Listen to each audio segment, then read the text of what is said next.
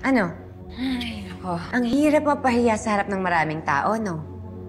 Ikaw naman kasi, pinilit mo pang makipagkompetensya sa akin. Ayan, napahiya ka tuloy. Ay, Charlie. Pwede ba? Wala akong panahon sa mga ganyan.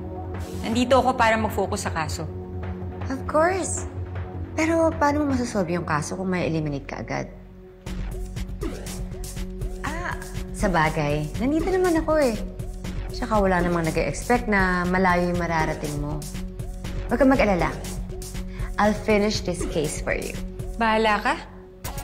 Basta maging observant lang tayo sa lahat ng mga nakikita natin, lalo yung mga naka-hoodie. Posibleng isa dyan, killer. Sige na, nakakagutom kang kausap. Bahala ka nga.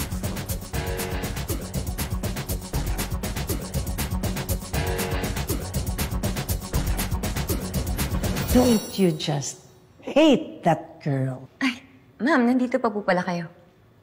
May nakalimutan lang ako. Biyerna na talaga ako sa babaeng yan eh. Masyadong pabida. Do you want me to eliminate her sa first round pa lang? Kaya po?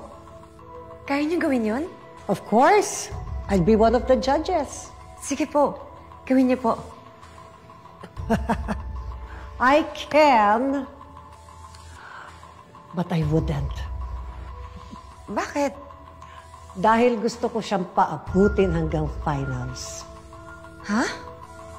Tapos, doon ko siya ipapahiya sa buong Kalabari. Just stay under my wing, Iha. Madami kang matututunan. Bye!